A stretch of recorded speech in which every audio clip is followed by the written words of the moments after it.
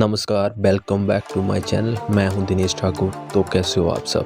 तो आज हम डिस्कशन करेंगे about Indian officials reenter in Afghanistan, meet Taliban officials in Kabul in first visit since US exit. दोस्तों, अफगानिस्तान की सत्ता पर तालिबान के काबिज होने के बाद पहली बार भारत से विदेश मंत्रालय के एक सीनियर डिप्लोमेट की लीडरशिप में एक दल काबुल गया है, जिसने अफगानिस्तान में भारतीय ह्यूमैनिटेरियन एड कैंपेन और सप्लाई चेन को भी चेक किया। दोस्तों, इस दल की leadership Pakistan, Afghanistan, Iran PAI के लिए Indian ministry of external affairs की तरफ से बनाए गए प्रभारी senior diplomat ministry of external affairs के जॉइंट सेक्रेटरी JP सिंह कर रहे हैं। भारतीय दल ने तालिबान के सीनियर ऑफिशियल से मुलाकात भी की और भारत की ओर से भेजी गई ह्यूमैनिटेरियन एड के बारे में डिस्कशन भी की। तो डिस्कस करेंगे इस टॉपिक को, मगर आगे बढ़ने से पहले आपसे क्वेश्चन पूछूंगा। तो क्वेश्चन है, इंडियन हिस्टोरिकल वेस्ट मूवी सम्राट पृथ्वीराज वाज बैंड इन, यानी इंडिया की हिस्टोरिकल वेस्ट मूवी सम्राट पृथ्वीराज को रिसेंटली किन दो कंट्री ने अपने देश में बैन कर दिया है। ऑप्शन ए है UAE and Iran, option B Iran and Saudi Arabia, option C Kuwait and Oman,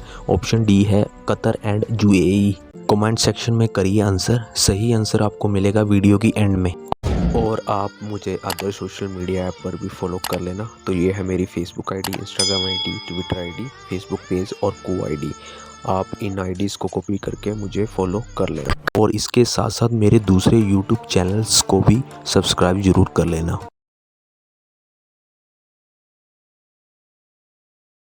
ministry of external affairs के प्रवक्ता अरिंदम बागची ने वीकली प्रेस कॉन्फ्रेंस में कहा कि मिनिस्ट्री ऑफ एक्सटर्नल अफेयर्स में जूनियर सेक्रेटरी JP सिंह की लीडरशिप में गवर्नमेंट ऑफिशियल्स की एक टीम अभी काबुल में है, जो अफगानिस्तान में हमारे ह्यूमैनिटेरियन एड सप्लाई कैंपेन का जायजा लेगी। और भारतीय दल के बारे में एक सवाल के जवाब में उन्होंने बताया कि इसके बारे में ज़्यादा कुछ नहीं बता सकते, लेकिन इसमें रेलेवेंट ऑफिशियल शामिल हैं जो ह्यूमैनिटेरियन एड और उसके डिस्ट्रीब्यूशन को देखेंगे। इससे पहले मिनिस्ट्री ऑफ एक्सटर्नल अफेयर्स ने अपने बयान में कहा कि ये दल ह्यूमैनिटेरियन एड में शामिल वेरियस इंटरनेशनल ऑर्गेनाइजेशन के रिप्रेजेंटेटिव्स से मुलाकात भी करेगा और पॉसिबल है कि उन प्लेसेस पर भी जाएगा जहां पर भारतीय प्रोग्राम और प्रोजेक्ट एप्लीकेबल किए जा रहे हैं। और बताया कि अफगानिस्तान में पहुंचा भारतीय दल उन प्रोजेक्ट्स को जरूर देख रहा है जो तालिबान के पहले भारत की सपोर्ट से स्टार्ट किए गए थे। दोस्तों, सीनियर डिप्लोमेट JP सिंह ने काबुल में Indira Gandhi institute of child health का भी दौरा किया और जहां की फैसिलिटीज को भी चेक किया। और इसके अलावा हबीबा हाई स्कूल का दौरा भी किया, जिसे भारत ने रेनोवेट कराया था।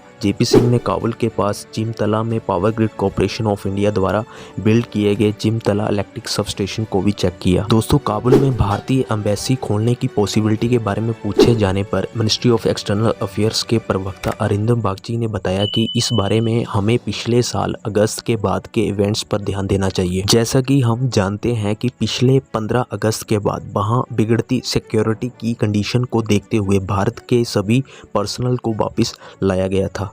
उन्होंने कहा कि हालांकि वहाँ लोकल पर्सनल एम्बेसी की ठीक से देखभाल करते हैं और ह्यूमैनिटेरियन एड में भी सपोर्ट करते हैं। यह पूछे जाने पर कि क्या ये तालिबान को मान्यता देने की दिशा में एक कदम है, इस पर बागची ने कहा कि यह सही है कि यह काबुल के लिए भारतीय ऑफिशियल्स की फर्स्ट विजिट है, लेकिन यह विजिट ह्यूमैनिटेरियन एड और डिस्ट्रीब्यूशन के सब्जेक्ट के रेलेवेंट है और इसमें ज़्यादा कुछ अनुमान नहीं लगाना चाहिए। दोस्तों, इससे पहले आज मिनिस्ट्री ऑफ एक्सटर्नल अफेयर्स ने अपनी स्टेटमेंट में बताया कि अफगानिस्तान के लोगों की नीड को ध्यान में रखते हुए भारत ने अब तक 20,000 मीट्रिक टन गेहूं, 13,000 ton medicine, anti covid injection की 5 लाख एड, गर्म कपड़े एटसेट्रा वहां भेज चुका है। यह एड काबुल में Indira Gandhi child hospital, WHO, WEP जैसे यूनाइटेड नेशन की ऑर्गेनाइजेशंस को दी गई है। तो दोस्तों, आपसे जो वीडियो की स्टार्टिंग में क्वेश्चन पूछा था उसका आंसर है कुवैत एंड ओमान, क्योंकि यह फिल्म इंडिया के ग्रेटेस्ट सम्राट पृथ्वीराज चौहान के जीवन पर बेस्ड है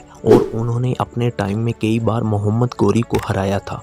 शायद मोहम्मद गौरी का इन दोनों कंट्रीज़ के साथ कोई लिंक हो, तभी शायद इन दोनों कंट्रीज़ ने अपने अपने देशों में इस फिल्म को रिलीज़ होने से पहले ही बैन कर दिया।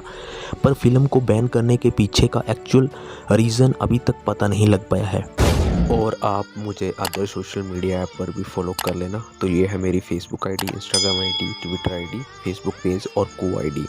आप इन आईडीज़ को कॉपी करके मुझे फॉलो कर लेना और इसके साथ साथ मेरे दूसरे यूट्यूब चैनल्स को भी सब्सक्राइब जरूर कर लेना। कर दो यार, तुम्हारे पैसे थोड़ी ना कट रहे, कर दो यार, तुम्हारे पैसे थोड़ी ना कट रहे, कर दो यार, तुम्हारे पैसे थोड़ी ना कट रहे, कर दो यार, तुम्हारे पैसे थोड़ी ना कट रहे, कर दो।